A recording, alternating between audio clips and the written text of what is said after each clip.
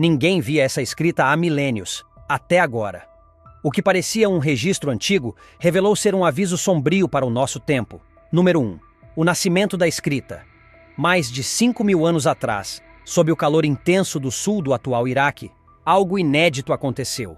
As pessoas começaram a registrar informações pela primeira vez. Não eram histórias nem orações, mas simples registros em argila úmida.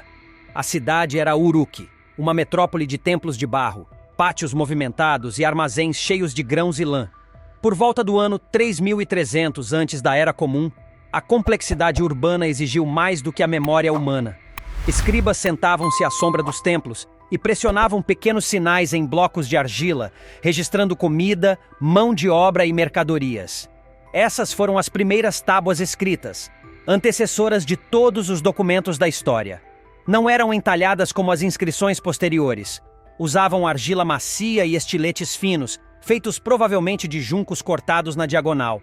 Os sinais, embora simples, triângulos, caixas, traços, carregavam grande significado.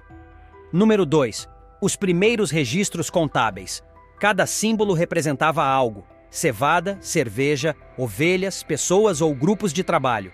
Junto aos desenhos, símbolos numéricos indicavam as quantidades. Cada linha representava uma transação, algo falado que agora estava eternizado em argila. Esse sistema transformou o mundo. Era a primeira vez que memória e fala se tornavam permanentes e verificáveis. Mais tarde, os estudiosos batizaram esse sistema de escrita de proto-cuneiforme, o estágio anterior à escrita cuneiforme, que logo dominaria toda a Mesopotâmia. Número 3. A função burocrática das primeiras tábuas. Essas primeiras tábuas não contavam histórias. Eram documentos burocráticos: ração, estoque, folha de pagamento e registro de entregas. Milhares dessas tábuas foram desenterradas em Uruk no século XX por equipes alemãs. De 1928 até 1976, cerca de 5.000 peças foram encontradas, com centenas adicionais vindo de sítios próximos e coleções particulares, somando cerca de 6.000 fragmentos no total. Número 4. O tamanho não importa. Um bom exemplo está hoje no Museu Metropolitano de Arte. Chama-se Conta Administrativa com Entrada sobre Malte e Grãos de Cevada. O objeto é menor que uma caixa de fósforos, com cerca de 4,4 centímetros por 6,8 centímetros e pouco mais de 2,5 centímetros de espessura. Ainda assim, carrega uma página inteira de informações. Na frente, divisões em quadrados mostram símbolos para mercadorias e suas quantidades. No verso, um resumo totaliza tudo. O museu explica que essas tábuas registravam grãos distribuídos por templos, provavelmente como ração para trabalhadores. Nessa fase inicial, a escrita não usava verbos nem frases, apenas substantivos e números. Número 5. A organização visual das tábuas. Esse formato, caixas na frente e resumo atrás, virou padrão. Historiadores descrevem como os escribas de Uruk dividiam o espaço da tábua em compartimentos organizados, escrevendo cada item em sua própria linha antes de calcular os totais. Essa regularidade é o que torna as tábuas legíveis até hoje. Cada caixinha representa uma transação, uma espécie de planilha antiga. Número 6. A revolução do estilete. Depois, veio uma pequena revolução. Os escribas trocaram os estiletes pontiagudos por juncos cortados em ângulo reto. Em vez de arranhar, começaram a pressionar a ponta na argila. Cada toque deixava uma pequena marca em forma de cunha, um triângulo sombreado no barro. Essa mudança simples, de raspar para pressionar, transformou a escrita. Essas cunhas, repetidas e refinadas, deram origem à escrita cuneiforme, o primeiro grande sistema de escrita do mundo antigo, usado para registrar desde pagamentos até orações em toda a Mesopotâmia. Número 7. As primeiras unidades de medida. O sistema dependia de medições. A unidade básica de volume era o sila, equivalente a cerca de 1 litro. 10 sila formavam um ban e 60 formavam um barril. Todo o sistema de contagem era baseado em 60, o mesmo que usamos hoje para medir minutos em 1 hora. Quando você lê 10 sila de cevada, está vendo o registro de aproximadamente 10 litros de grãos, o suficiente para alimentar um trabalhador por 1 semana. Número 8. Os nomes por trás dos números. Essa padronização possibilitou a gestão em larga escala. Um oficial do templo podia olhar para uma pequena tábua e saber exatamente o que havia saído do depósito naquele dia. E não era só número. Algumas tábuas também traziam nomes e cargos escritos como símbolos. Um homem, por exemplo, podia ser representado por um sinal ao lado de um cargo: cervejeiro, tecelão, pastor. Isso tornava os registros impessoais em pequenas janelas para a vida real. Comida para os tecelões, grãos para os pastores, cerveja para os cavadores de canais. Número 9. As assinaturas da antiguidade. Muitas tábuas também traziam impressões de selos cilíndricos, roladas sobre a superfície antes da argila secar. Esses selos, entalhados com cenas e nomes em miniatura, funcionavam como assinaturas ou carimbos institucionais. Junto com os números e mercadorias, formavam um sistema antigo de prestação de contas, recibos que não podiam ser forjados. Número 10. A escavação por camadas do tempo. Os arqueólogos encontraram essas tábuas enterradas em diferentes camadas de solo antigo em Uruk. Cada uma marcava uma época distinta da longa história da cidade. As que mostram números e símbolos pictográficos vêm das camadas chamadas Uruk IV e Uruk III, datadas entre 3.300 e 3.000 anos antes da Era Comum. Mais fundo, na camada Uruk V, havia tábuas ainda mais simples, mostrando apenas números, sem figuras, datadas de cerca de 3.500 anos antes da Era Comum. Eram apenas contagens, o começo da contabilidade. Número 11. Como decifrar um sistema perdido. Mas como os especialistas modernos conseguem ler essas tábuas tão antigas? A resposta está nos padrões. O mesmo símbolo para cevada aparece repetidamente ao lado dos mesmos sinais numéricos, quase sempre sob o mesmo selo de templo. Quando isso ocorre milhares de vezes, o significado se torna evidente. Se uma tábua mostra cevada e 10 junto a uma seção dedicada aos trabalhadores, e outra mostra a mesma estrutura, mas com outro número, fica claro que se trata de registros de rações de grãos. Ao longo de muitos anos, estudiosos como Robert K. Englund compararam milhares dessas tábuas, anotando cada símbolo repetido, cada número, cada layout. Aos poucos, eles criaram um verdadeiro dicionário que explica o que cada sinal significa e como o sistema funcionava. Número 12. O avanço da inteligência artificial. Mas decifrar esses sinais à mão pode levar uma vida inteira. É aí que entra a inteligência artificial, dando continuidade ao trabalho iniciado pelos primeiros escribas. Durante mais de um século, um obstáculo dificultava o estudo da antiga Mesopotâmia. Centenas de milhares de tábuas de argila existem no mundo, mas apenas algumas centenas de pessoas são capazes de lê-las com confiança. Esse desequilíbrio fez com que a maioria dos registros escritos mais antigos do mundo, decisões legais, registros comerciais, decretos reais e até cartas pessoais, ficassem esquecidos em gavetas de museus e arquivos digitais, esperando por alguém com anos de treinamento para traduzi-los. Número 13. O pipeline digital do passado para o presente. Agora, pela primeira vez, esse gargalo está começando a se desfazer. O avanço não veio de um algoritmo mágico, mas de uma cadeia de ferramentas digitais, cada uma cumprindo uma função específica com excelência. O processo começa com uma digitalização detalhada da tábua. Em seguida, os sinais em forma de cunha são convertidos para um formato que o computador possa ler. Por fim, os símbolos são traduzidos para o inglês de forma que os estudiosos possam revisar rapidamente. Juntas, essas etapas criaram um fluxo contínuo do barro antigo até o texto legível em escala. Número 14. O primeiro tradutor neural de acadiano. O salto mais impressionante veio com o ensino da inteligência artificial para entender acadiano, o principal idioma das tábuas da Mesopotâmia, e traduzi-lo para o inglês. Em 2023, uma equipe de pesquisadores publicou o primeiro sistema neural confiável de tradução para essa tarefa. Eles criaram dois modelos diferentes, um que lia diretamente os sinais cuneiformes, codificados em Unicode, e os traduzia para o inglês, e outro que lia os mesmos sinais depois de convertidos em letras latinas, um formato conhecido como transliteração. Ambos obtiveram pontuações surpreendentemente altas em testes de qualidade de tradução, cerca de 36,5 pontos para a rota cuneiforme inglês e 37,12 para a transliteração inglês. Número 15. Velocidade, não substituição. Em termos simples, isso é preciso o suficiente para agilizar de verdade o trabalho. O modelo não substitui os especialistas. Ele fornece um rascunho legível em segundos, em vez de horas. Os pesquisadores observaram que linhas mais curtas, com cerca de 118 caracteres ou menos, têm o melhor desempenho. Eles também notaram que textos com estrutura fixa e frases repetitivas, como cláusulas legais, listas ou tabelas astrológicas, apresentaram traduções especialmente claras. Esse detalhe é fundamental, já que boa parte dos textos mesopotâmicos segue exatamente esse tipo de padrão, e é onde a IA se destaca. Número 16. Vendo o invisível com escaneamentos 3D. Mas antes de traduzir qualquer coisa, é preciso ver os sinais claramente, o que nem sempre é fácil. Quem já segurou uma tábua de argila sabe como é difícil interpretar os detalhes. Um ângulo de luz errado pode fazer um sinal sumir. Uma rachadura pode parecer uma letra. Em 2023, uma equipe de pesquisadores da Alemanha e do Maine substituiu as fotos tradicionais por escaneamentos tridimensionais completos das superfícies das tábuas.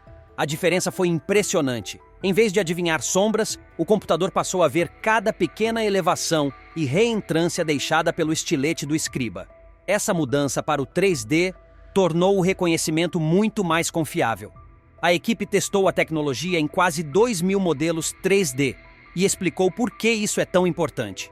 Estima-se que existam cerca de 1 milhão de tábuas e fragmentos cuneiformes ainda guardados em coleções ao redor do mundo. Com modelos tridimensionais, cada cunha se torna uma forma mensurável, não apenas um borrão de pixels. Número 17. O papel da transliteração. Entre o escaneamento 3D e a tradução final está o trabalho que os estudiosos fazem todos os dias: a transliteração. Transliterar significa reescrever cada sinal cuneiforme em letras latinas, seguindo regras precisas. Durante décadas, bibliotecas inteiras de textos mesopotâmicos existiram nesse formato. Página após página, letras minúsculas representando cada sinal com exatidão. A transliteração é como os estudiosos comparam tábuas, editam linhas e publicam resultados. Número 18. O projeto Cuneiform Recognition. Em 2024, o projeto Cuneiform Recognition Documents, ou CURD, se propôs a automatizar essa parte tediosa. Eles treinaram um sistema de reconhecimento óptico de caracteres, o CR, para ler transliterações digitalizadas e transformá-las em texto digital limpo. Os resultados foram fortes. Taxa de erro de caracteres em torno de 9% em escaneamentos limpos e cerca de 11% em imagens mais ruins. Mais importante ainda, o sistema foi projetado para funcionar com editores humanos. Toda vez que um estudioso corrigia um erro, essa correção virava novo material de treinamento, melhorando o modelo continuamente. Número 19. Conhecimento aberto e acessível. A equipe do CURD também conectou sua ferramenta diretamente à galeria pública do Babylonian Engine, permitindo que qualquer pessoa pesquisasse ou reutilizasse os resultados imediatamente. Esse formato funciona porque reflete a forma como as tábuas eram realmente escritas. Os escribas da Mesopotâmia não escreviam parágrafos. Eles trabalhavam linha por linha, pressionando uma cunha por vez, e só mudando de linha quando o espaço acabava. A força do modelo de tradução com linhas curtas e autocontidas se encaixa perfeitamente nesse padrão. Em vez de forçar o sistema a traduzir parágrafos longos e complicados, os pesquisadores alimentam a IA com linhas do mesmo tamanho que os textos originais em argila. É um raro caso em que um hábito de escrita antigo combina perfeitamente com o ritmo da inteligência artificial moderna. Número 20. As limitações da inteligência artificial. Os pesquisadores por trás do modelo de tradução deixam claro onde as coisas podem dar errado. Em um dos exemplos mais marcantes, o software gerou uma frase que soava perfeita, mas omitiu a palavra não, invertendo completamente o significado da sentença. Esse pequeno deslize transformou uma afirmação real em seu oposto. A equipe também notou que frases negativas, linhas danificadas e sentenças muito longas tendem a confundir o modelo. Esses pontos fracos não invalidam o projeto. Eles apenas mostram onde os humanos ainda são indispensáveis. A IA cuida do grosso do trabalho com linhas limpas e repetitivas, enquanto os estudiosos revisam os trechos mais difíceis e ambíguos. Número 21. Um grupo especial de tábuas. Entre as centenas de milhares de tábuas já escaneadas, um pequeno grupo chamou a atenção. E o que essas tábuas diziam deixou os pesquisadores sem palavras. Número 22. O aviso mais antigo já escrito. Durante mais de 100 anos, 4 pequenas tábuas de argila ficaram guardadas no Museu Britânico. Estavam catalogadas, mas nunca tinham sido lidas de verdade. Pareciam apenas mais alguns fragmentos mesopotâmicos, marrons, rachadas e cobertas de sinais densos. Mas, em 2024, com a ajuda de ferramentas de IA capazes de ler e traduzir o antigo idioma acádio muito mais rápido que qualquer equipe humana, os pesquisadores finalmente perceberam o que tinham nas mãos. Essas tábuas não eram registros de impostos ou mercadorias. Elas eram alertas. O mais antigo manual conhecido para prever desastres vindos do céu. As tábuas datam de quase 4.000 anos atrás, do período paleobabilônico, entre cerca de 3.900 e 3.700 anos antes da Era Comum. Provavelmente vieram de uma cidade importante ao norte da Babilônia, próxima da atual Bagdá. Foram escavadas há mais de um século e chegaram ao Museu Britânico entre 1892 e 1914. Mas ninguém as tinha reunido como um conjunto coerente até agora. Número 23. Astronomia e destino. Cada linha dessas tábuas segue um padrão quase matemático. Começa com uma observação: a hora da noite, a direção da sombra da lua, a forma como a luz aparece ou desaparece e o dia do mês lunar. Em seguida vem o resultado. Se a lua escurecer na vigília do meio da noite e a sombra começar pelo sul, então um rei morrerá. Se o eclipse começar e terminar de uma vez, a ruína cairá sobre Elilum. Se o eclipse ocorrer na vigília da noite, pestes atingirão a terra. Todos os presságios são assim. Se isso acontecer, então aquilo ocorrerá. O estilo é direto, quase como uma lista de verificação. E era exatamente essa a intenção. Número 24. Precisão através do tempo. Ao longo das 4 tábuas, os estudiosos contaram 61 presságios diferentes. Para entender como eles pensavam, é necessário compreender uma palavra-chave: vigília. Os babilônios dividiam a noite em 3 vigílias iguais: noturna, intermediária e matutina. Quando uma linha menciona eclipse na vigília da noite, significa que aconteceu logo após o pôr do sol. Se diz vigília da manhã, foi pouco antes do amanhecer. Cada vigília tinha consequências diferentes: peste à noite, morte real pela manhã. Esse sistema simples de horários dava precisão aos presságios. Não um destino vago, mas orientações concretas para a corte. Número 25. O movimento da sombra. Outra expressão essencial nessas tábuas é movimento da sombra. A direção em que a sombra da Terra atravessava a Lua era de importância vital. Se a sombra começava no sul, o perigo era associado a Subaratu e Akkad. Se a sombra se movia em direção errada, a linha previa destruição total, uma catástrofe que não pouparia nenhuma região. Para os leitores antigos, o céu era um mapa da Terra. O comportamento da Lua traçava linhas invisíveis de risco sobre o mundo. Número 26. A primeira rede de alertas da humanidade.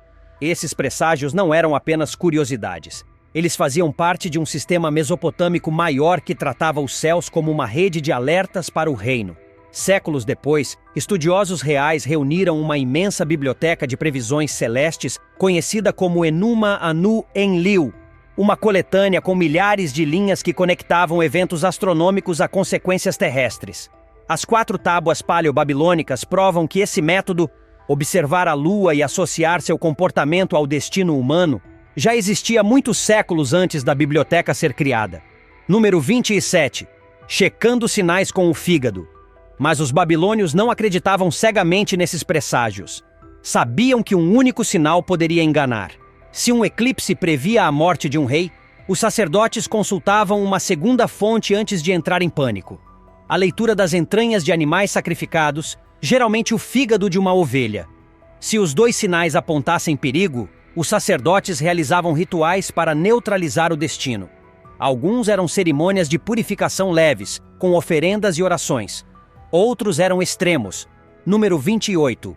O poder do clima. Uma das partes mais vívidas vem das tábuas sobre o clima, especialmente entre os números 44 e 49. Elas lidam com trovões, ventos e chuvas. As linhas são curtas e diretas. Trovão no leste significa rebelião no leste. Trovão no oeste significa paz no oeste. Chuva no mês da colheita significa fartura. Chuva no mês errado significa doença.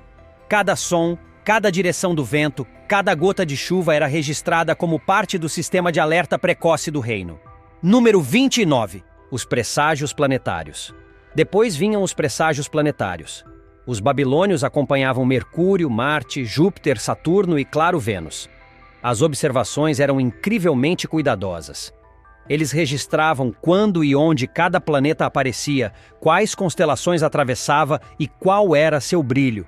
Se um planeta surgisse em um local incomum ou estivesse avermelhado demais, era um sinal digno de ser relatado ao rei. Número 30. A aplicação prática do conhecimento. Mas como usavam toda essa informação? Todas as noites, estudiosos e astrônomos reais subiam aos telhados dos templos ou palácios para observar o céu. Se viam algo fora do normal, um halo, um clarão repentino, um eclipse, anotavam o ocorrido. Depois, comparavam o que viram com a linha correspondente no Enuma Anu Enlil. Na manhã seguinte, enviavam uma tábua ou carta ao rei. Muitas dessas mensagens sobreviveram até hoje. Algumas diziam: de acordo com a série Enuma Anu Enlil, este sinal indica boa sorte para o rei. Outras alertavam: este eclipse começou na vigília intermediária, perigo para o norte. Se mais de um sinal surgisse na mesma noite, eles comparavam todos e decidiam qual era o mais forte. A escrita nasceu para contar grãos e registrar salários, mas acabou nos deixando o primeiro aviso da história. Das tábuas de argila às traduções por inteligência artificial, cada descoberta nos aproxima das vozes que falaram há milênios, não para o passado, mas para o nosso presente. O céu continua o mesmo, as perguntas também. E talvez agora a gente esteja finalmente pronto para entender as respostas. Se tiver gostado do vídeo, deixe seu like e inscreva-se em nosso canal para acompanhar todas as novidades. Continue por aqui e assista a mais vídeos clicando em um desses vídeos que estão aparecendo na sua tela. Cuidem-se, amigos!